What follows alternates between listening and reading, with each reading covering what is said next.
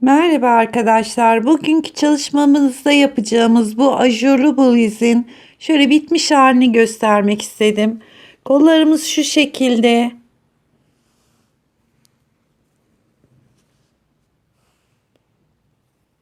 Şurası omuz kısmımız. Omuzdan aşağıya doğru şöyle yırtmaçları olan bir kol. Kol ağzımızda sık iğne. Ben yakaya da bir sıra sık iğne gittim. Diğer kolumuz da aynı şekilde.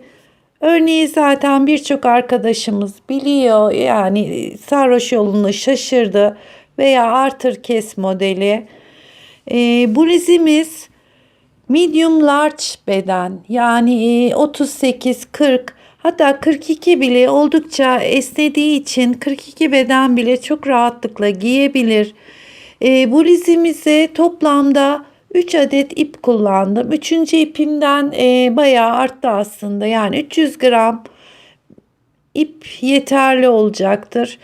E, Bu sık iğneleri yaparken de tığ numara 3,5 numaralı tığla sık iğnelerini gittim. Şiş numaram da 5. Şimdiden kolaylıklar diliyorum. Merhaba arkadaşlar. Bugünkü çalışmamızda geçenlerde Instagram sayfama koyduğum şuradaki bluz çok istek aldı. Bunu bir arkadaşım için örmüştüm. Bakın kol detayları da şu şekilde. Bunun çalışmasını yapacağız. Bu arada arkadaşlar YouTube'da beni çok güzel destekliyorsunuz. Aynı şekilde Instagram'da da takip ederek desteklerseniz sevinirim. Şimdi bu bluzimizin çalışması için çalışmasını yapmak için şöyle bir simli ip kullandım. İpimiz Roma. Piyasada eğer bu ipi bulamazsanız bakın şöyle kendiliğinden simli bir ip. İpimizin numarası şu şekilde, şöyle metrajında göstereyim, 250 metre uzunluğunda 4 ve 5 numara şişlerle örülen buna yakın bir iplerle de yapabilirsiniz. Örneğimiz aslında herkesin bildiği kolay ajurlu bir örnek. Şiş numaramda 5. İlmek, kollarda ilmek artışı bu şekilde olacağı için etek ucunu da aynı şekilde artırmayı tercih ettim.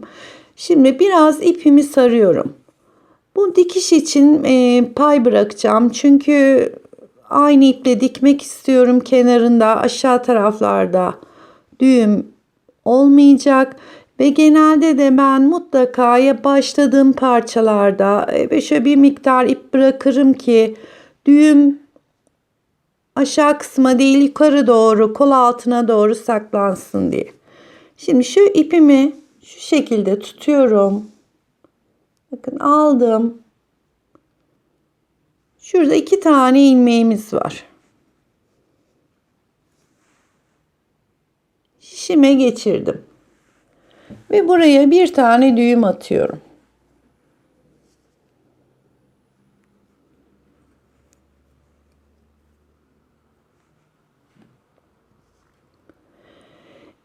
Normal ilmek de atabilirsiniz ama ben bunda bu tür ilmek atmayı tercih ettim. Şimdi 2 tane ilmeğimiz var. İlmeklerimizi buradaki sondaki ilmekle yanındaki ilmeğin aradaki boşluğa giriyorum. Bakın tam şu boşluğuna girdim.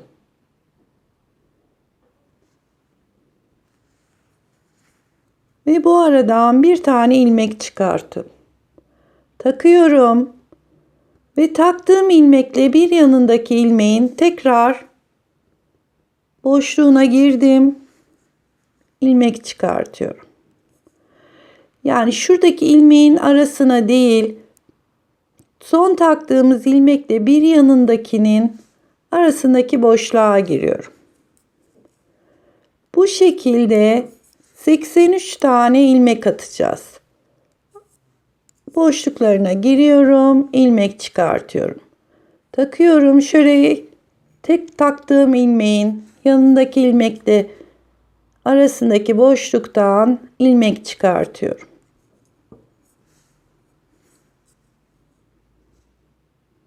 Takıyorum ve son taktığım ilmekle bir yanındakinin arasından tekrar ilmek çıkartıyorum.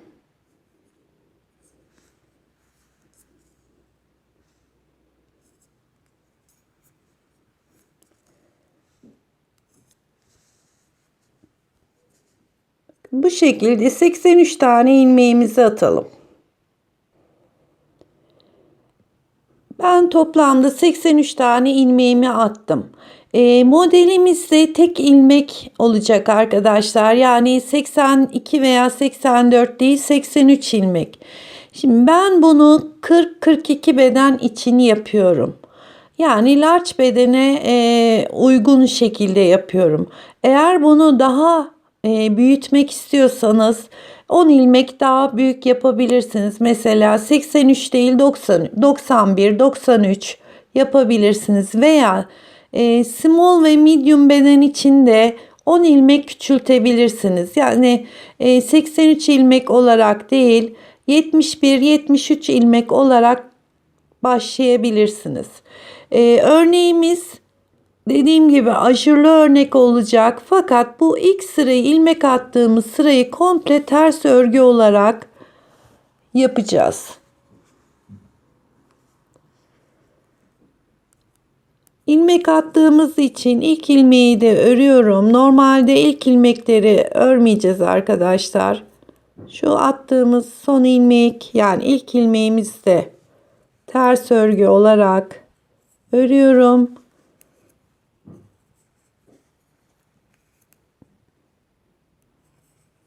Evet, bu şekilde sıranın sonuna kadar bütün ilmeklerimizi ters öreceğiz.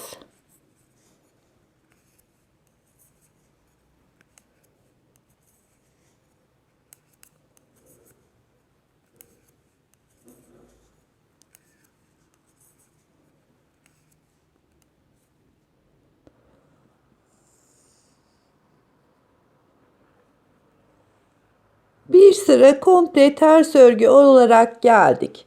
Şimdi hemen örneğe başlayacağız arkadaşlar. Aslında bu bildiğimiz sarhoş yolunu şaşırdı örneği. Yani artır kes, artır kes, artır kes. Örneğimiz sadece artırma ve kesmelerden oluşuyor. Birçoğumuz bu örneği biliyor. Yaparken sadece eğer sonunda bir püf noktası var arkadaşlar. Onu göstereceğim. Ona dikkat etmezseniz örneğimiz yamuk gitme ihtimali var. Onun için hemen başlıyoruz. Dediğim gibi ilk ilmekleri örmeyeceğiz. Örgü boyunca hep ters örgü olarak örülecek. İlk ilmeği örmüyorum. İkinci ilmeği ters ördüm. Başta ve sonda 2 ilmeğimiz olacak. 1, 2. Şimdi örneğe başlıyorum. Bir tane artırıyorum. Yandaki 2 ilmeği birlikte alıyorum.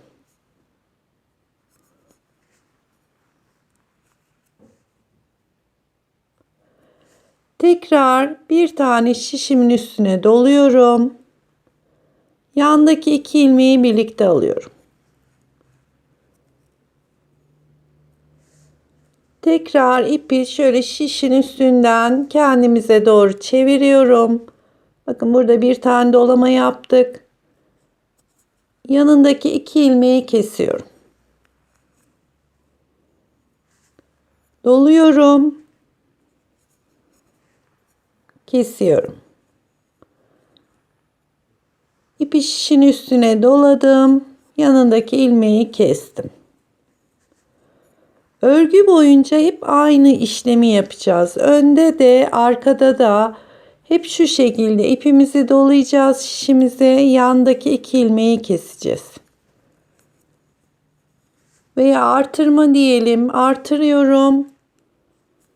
2 ilmeği birlikte alarak kesiyorum.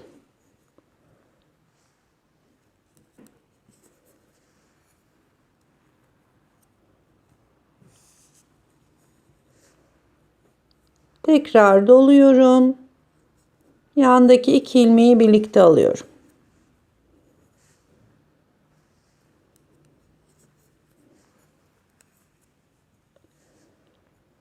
Evet, sıranın sonuna kadar aynı şekilde devam ediyoruz.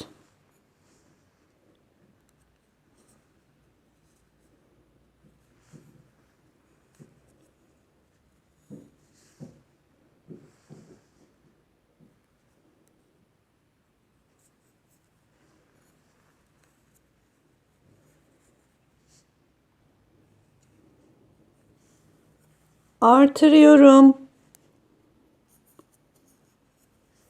Kesiyorum. Artırıyorum. Kesiyorum. Şimdi sonunda dikkat etmeniz gereken tek şey arkadaşlar, artıracağız. Kesiyoruz. Bakın şurada 3 ilmeğimiz var. 2 tanesini birlikte alıyorum. Kestim ve bir tane örüyorum. Sadece bu son kısmına dikkat ederseniz, bakın artırdık, kestik ve bir tane ördük. Artırma ilmeğimizden sonra, yani şuradaki dolama ilmeğimizden sonra 2 tane ilmeğimiz var. Örgümü çeviriyorum. Örgüde arka tarafta da ön tarafta da hep aynı işlemi yapıyoruz. İlk ilmeği boşaldım. Örmeden şişime geçirdim. Bir tane ters örüyorum. Yani şişimde 2 tane ilmeğim var. Tekrar artırıp, şimdi keseceğimiz ilmek, bir önce sıradaki doladığımız ilmek mutlaka şuradaki ilmeğin önünde olmalı. Kesiyorum. Tekrar doluyorum. İkisini birlikte alıyorum. Şişime doluyorum. Bakın ilmeklerimizin görüntüsü şu şekilde. İkisini birlikte alıyorum. Artır, kes. Artır, kes. Yapacağımız tek işlem bu arkadaşlar.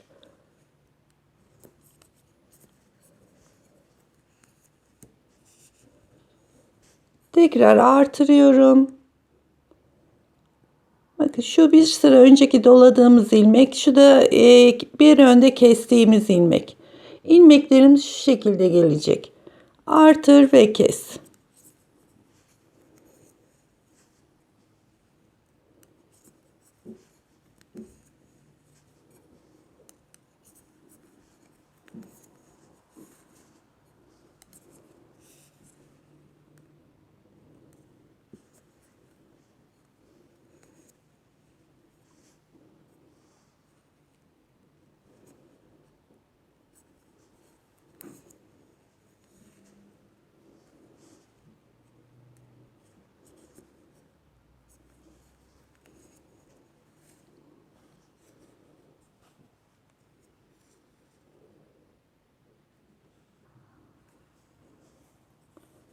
Yine sıranın sonuna kadar aynı işlemi tekrarlayarak tamamlıyoruz. Artırıyorum. Yandaki 2 ilmeği kesiyorum. Bakın sonunda 3 ilmeğimiz kaldı.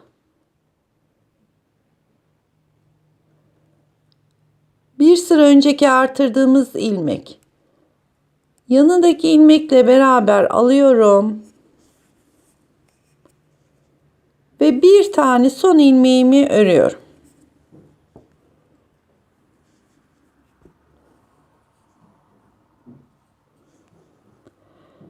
Yani sonunda artırdık, kestik ve bir tane ördük. Tekrar diğer tarafa geliyoruz. Bütün sıralar aynı şekilde tekrar yapacağız. İlk ilmeğimi boşaldım. İkinci ilmeğimi ters örüyorum. Artırıyorum ve kesiyorum. Artırıyorum, kesiyorum.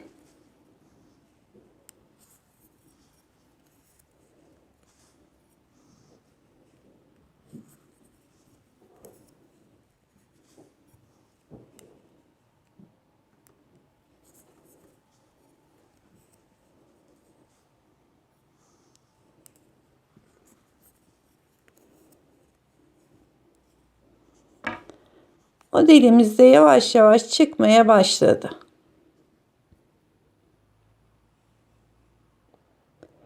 Bu arada şöyle ben birkaç sıra ördüm örneği göstermek için. Dediğim gibi hep aynı işlemi arkadaşlar örgümüz bitene kadar artırıp kesme işlemi yapıyoruz.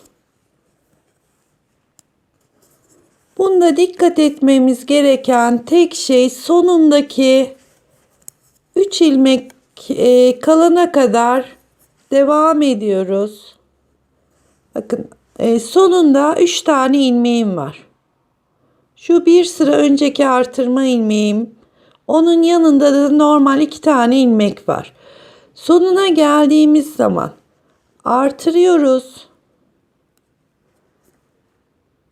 İkisini yine birlikte alıp kestim. Ve bir ilmeğimiz kaldı. Onu da örüyorum.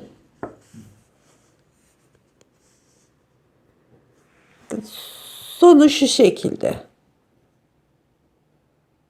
Artır, kes ve bir tane ör.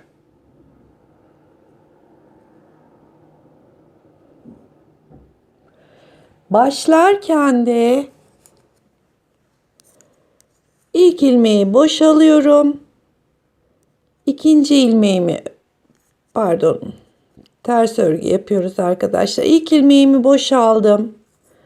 İkinci ilmeğimi ördüm. Tekrar artırıyorum. Kesiyorum.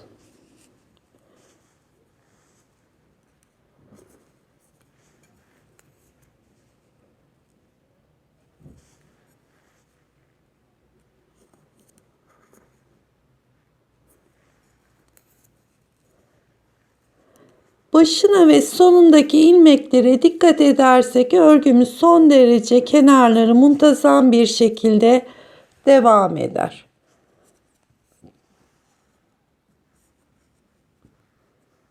Şöyle örneği de açarak bir göstereyim.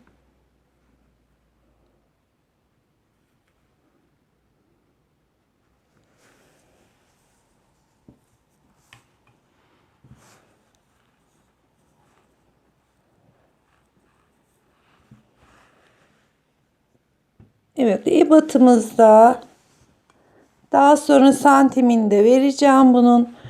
Bu şekilde devam ediyoruz.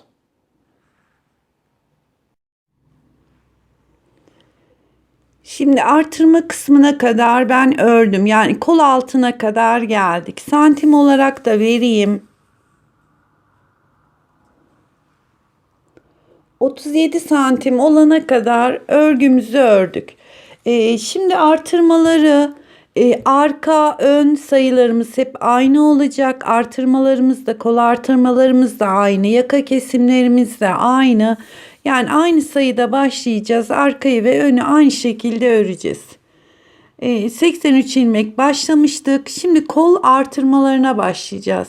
Aynı sayıları hem sağda hem solda. 2, 2, 4, 6, 8, 16 ve en sonda 34 ilmek olarak toplam 72 ilmek sağ tarafta, 72 ilmek sol tarafta sayımıza ilave edeceğiz. Yani kolumuz son artırmamız bittiği anda böyle toplamda 227 ilmeğimiz olmuş olacak. Şimdi buradaki bedene göre bu arada eni de 50 santim. 37 santim kadar ördüm. Şimdi artırmaya başlayacağım.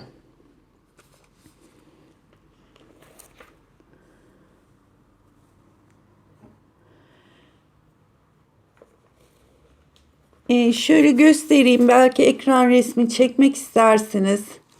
Şu şekilde artırmalarımız bu şekilde olacak. Şimdi hemen 2 ilmek ilave ederek başlıyoruz.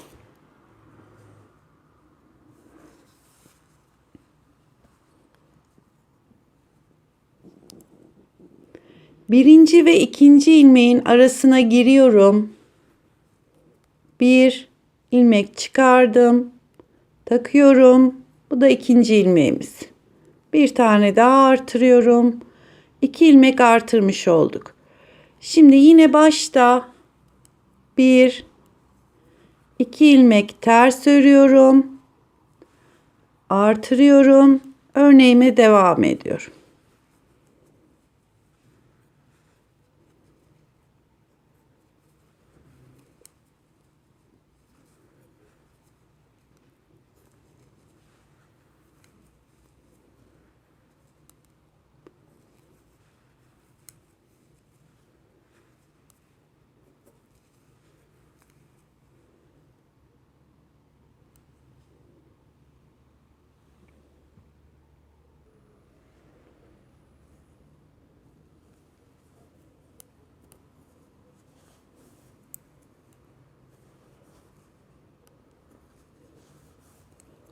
Sıranın sonuna kadar örneğimi yaparak geldim.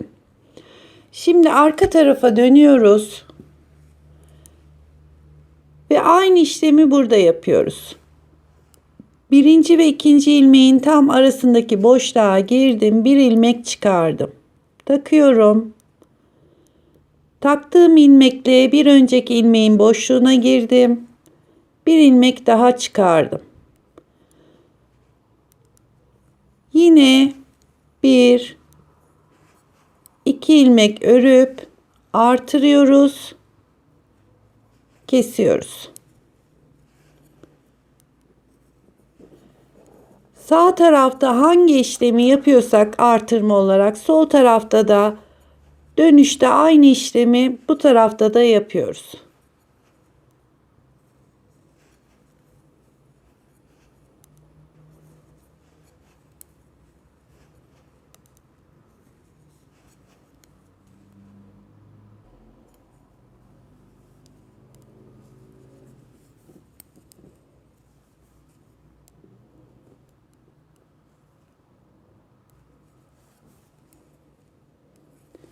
Tekrar sıramızın başına geldik. 2 ilmek sağda, 2 ilmek solda artırdık. Şimdi ikinci artışımızı yapıyoruz. Tekrar 2 ilmek. Birinci ve ikinci ilmeğin arasına giriyorum. Bir, takıyorum. Bir tane daha ilmek çıkartıyorum. 2 ilmek artırmış olduk. Şimdi bunları başta 1, 2 tane tersimizi mutlaka örüyoruz. Daha sonra örneğimize başlıyoruz. Artır, kes. Sıranın sonuna kadar bu şekilde devam ediyoruz.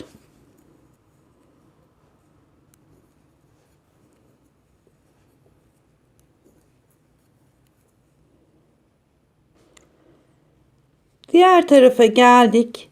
Bu tarafta da 2 ilmek artırıyoruz.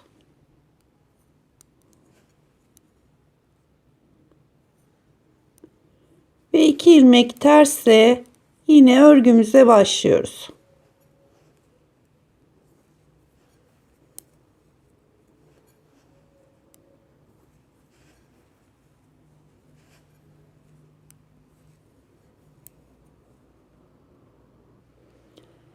Üçüncü artırmamıza geldik. Şimdi 4 ilmek artırıyoruz. Yine 1 ve ikinci ilmeğin boşluğuna girdim. 1 takıyorum. 2 takıyorum. Tekrar boşluğa girdim. 3 takıyorum. 4 tane artırma yaptım. Şimdi 1 2 tane tersle başladım. Artırıyorum. Kesiyorum.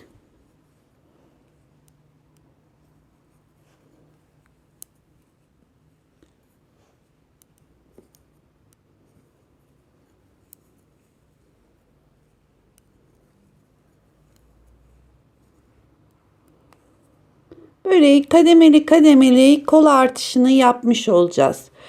Şimdi sıranın sonuna kadar gidiyoruz. Dönerken aynı işlemi, yani 4 ilmeği bu tarafta da artırıyoruz.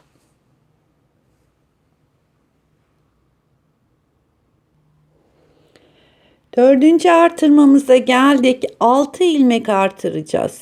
Yine 2 ilmeğin arasına girdim. 1 2 3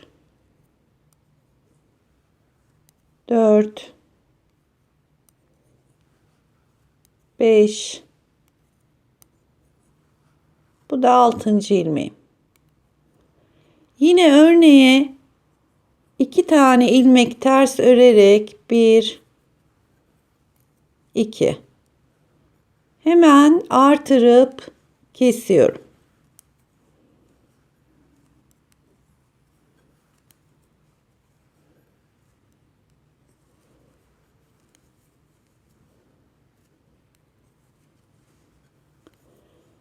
Sıranın sonuna kadar örneğimi yaparak gidiyorum.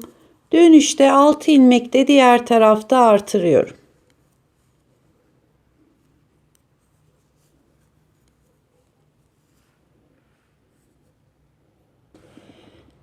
Şimdi 5. artırmaya geldik. 8 ilmek artıracağız.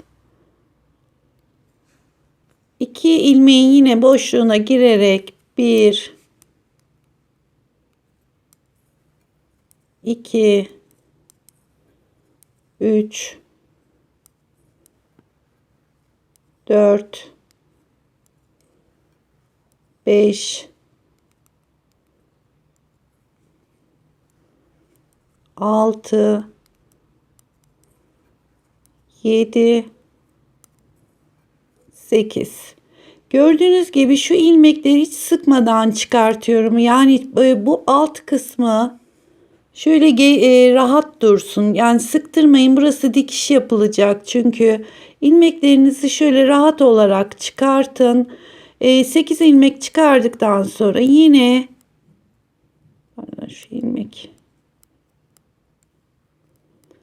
2 tane ters ilmek örerek 1 2 yine örneğime başlıyorum, devam ediyorum.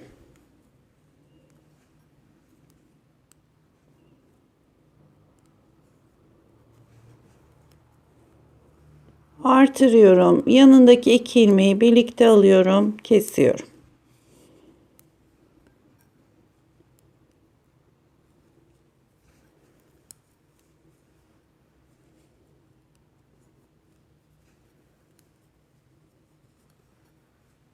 Ve diğer tarafta da 8 ilmek artırarak tekrar sıranın başına geliyorum.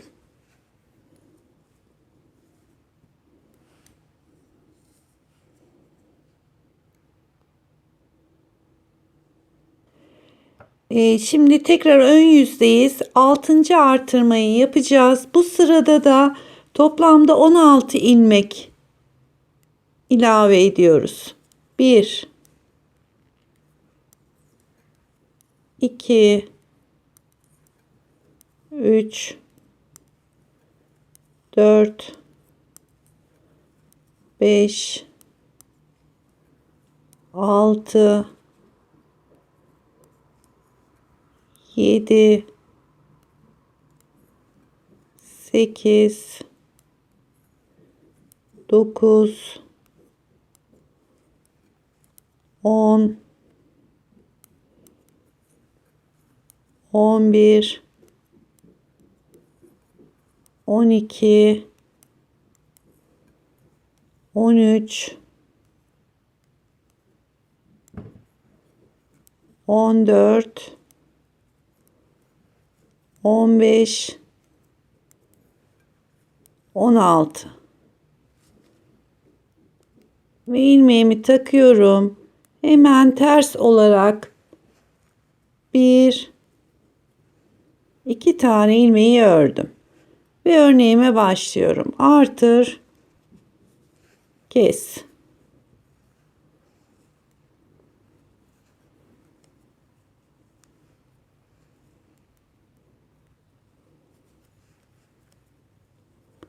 Artırıyorum. Hemen yandaki 2 ilmeği birlikte alıyorum. Sıranın sonuna kadar gidiyoruz ve diğer tarafta da 16 ilmek ilave ederek sıranın başına geliyoruz.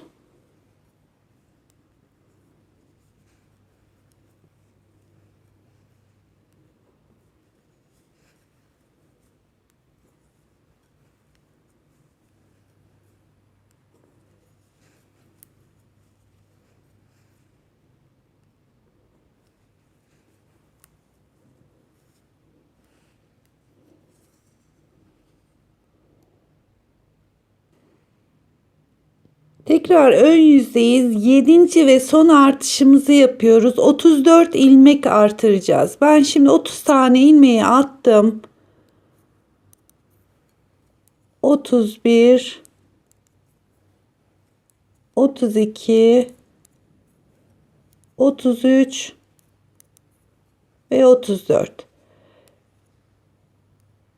İlk 2 ilmeği yine ters örerek 1, 2 artırıyorum ve 2 ilmeği birlikte alarak kesiyorum.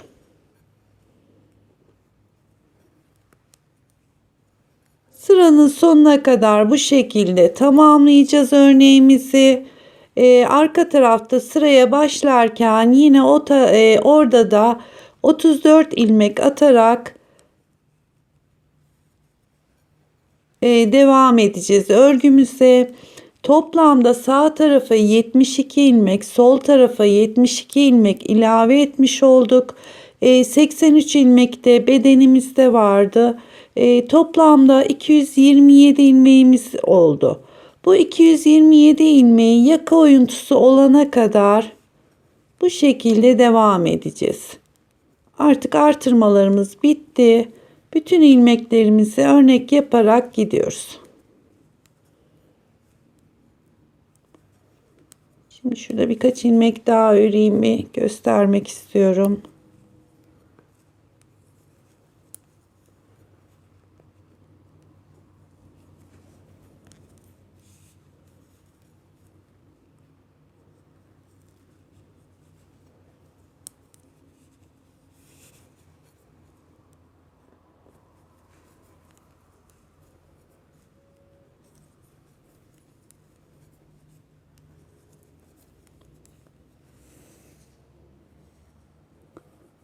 Şuradaki kısım son hemen hemen dirsekten alt kısma denk gelen yerimiz 34 ilmek.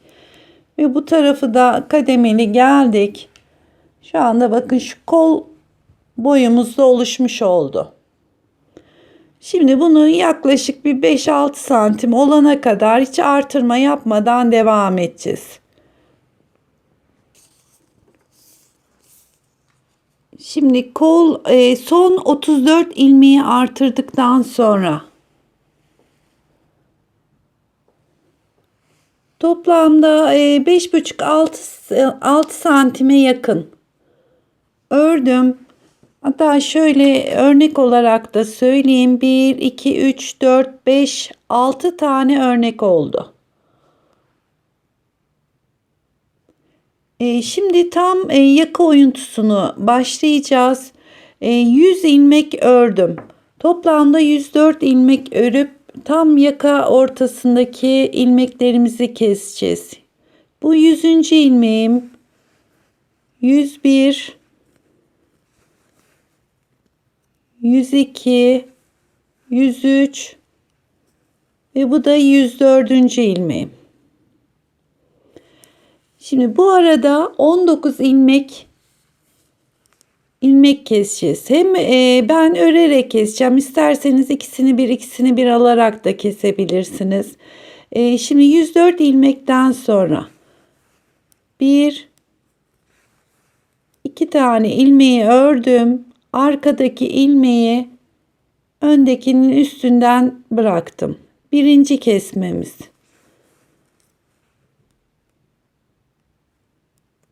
2, tekrar arkadaki ilmeği öndekinin üstünden geçirip bırakıyorum. 3, 4, 5, 6,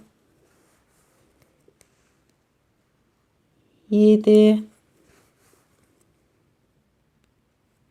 8, 9,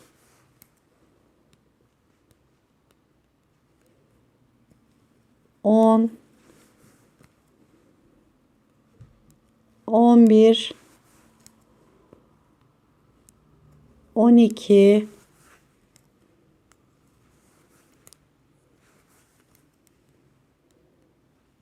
13, 14,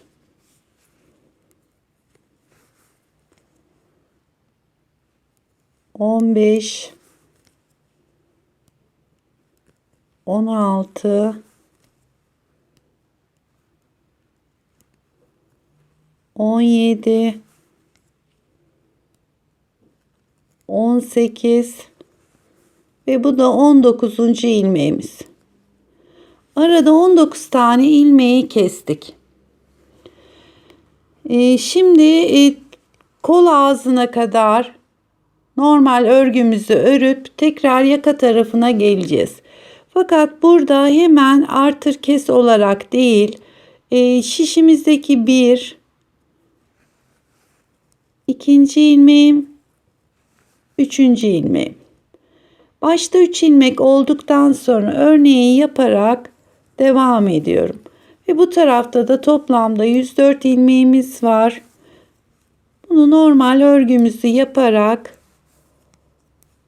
kol ağzına kadar gideceğiz ve yaka tarafına doğru tersine geleceğiz.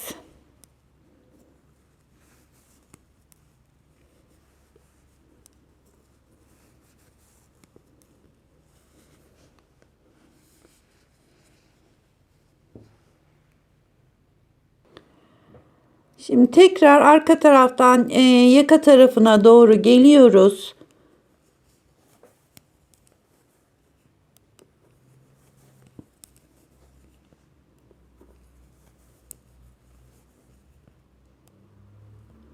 Şurada 3 ilmeği direkt örmüştük. Şimdi bunun bir tanesini kesiyorum. Yani artırdım, kestim. Örneğimiz bitti. Sonda 2 ilmeğimiz kaldı. Yakada 2 2 2 2 olarak 5 kere yani 10 ilmek daha kesinti yapacağız. Fakat bu 2 ilmeğin birini arkada, birini önde keseceğiz. Şimdi bir tane son 2 kalan ilmeği kesiyorum. Bir kere kesmiş olduk. Dönüyorum. Şimdi de ön tarafta bir kesinti daha yapacağız. Toplamda 2 ilmek kesmiş olacağız. Baştaki ve yanındaki ilmeği birlikte alıyorum. Bir önde kestim, bir de arkada 2 ilmek kestim. Şimdi şişimde bir ilmek var. Yine yanındakini örüyorum. 2, bir yanındakini örüyorum. 3. 3 ilmek kestikten sonra örneğime devam ediyorum.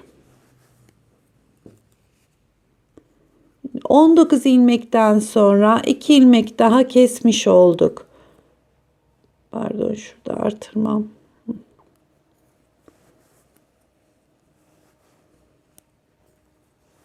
Şimdi tekrar kol ağzına kadar gideceğiz. Yaka tarafına doğru geri geleceğiz.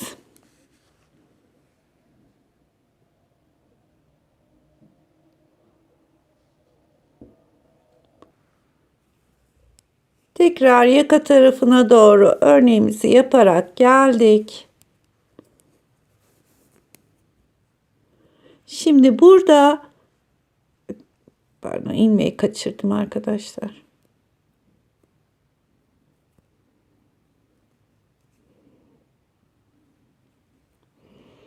Şimdi sıranın sonuna gelirken normal örneğimizi yapıyoruz.